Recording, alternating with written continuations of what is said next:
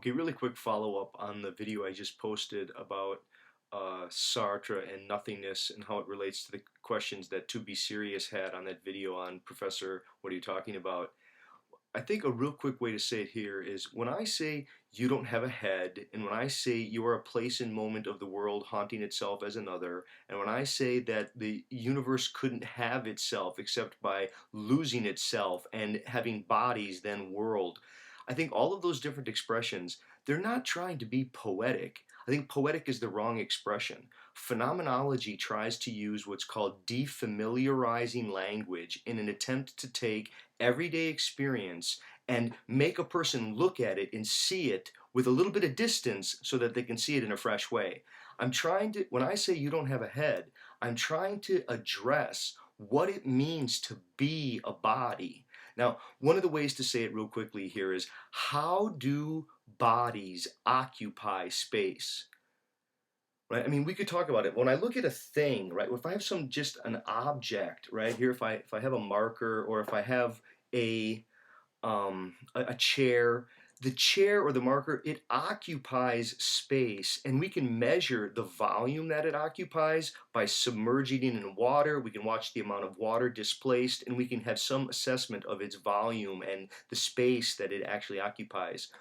But my body, as a living body, as an organism, it doesn't simply occupy space the way a thing does. What it does is it occupies space in a way that it makes room outside of itself. It clears a kind of there that it faces. When we say that we face the world because the world has the face that it has by us not having a face.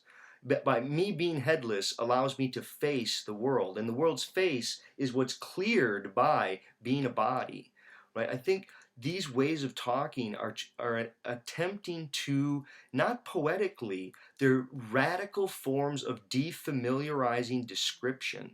They're trying to account for an experience of what it means to be a body. I mean, to be a body is to somehow be of the world, to literally have come out of it, and yet to experience the world as at a distance. The question would be, how is the space that is disclosed, how is it disclosed? How does it show itself? The question of the phenomenologist is, how does that which show itself?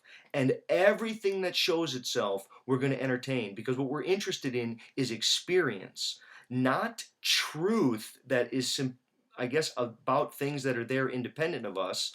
When we talk about those kinds of regularities or geological formations and other kinds of things that are independent of humans, but when we're trying to deal exclusively with human experience, you take whatever shows itself and then you ask, how does what shows itself show itself? I mean, what are the particular ways? And so again, if I take the marker, it occupies a kind of space. The space that it occupies can be measured, but it doesn't have senses, it doesn't have imagination, it's just a thing. An organism, it has some way of needing space outside of it that it has to incorporate.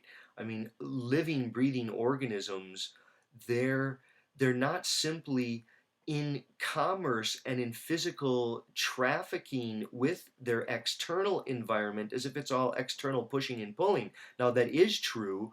I'm subject to the same physical laws as the marker. If I drop the marker off a cliff and if I fall off a cliff, we'll both fall. And so we're both in a space, but I am aware of the space by not only my sensory capacities, but by the simple language here, I can talk about cliffs that aren't really there. And this is part of the process that it means to be human. To be human is to open to a world that includes talking about what isn't the case. Okay, thanks.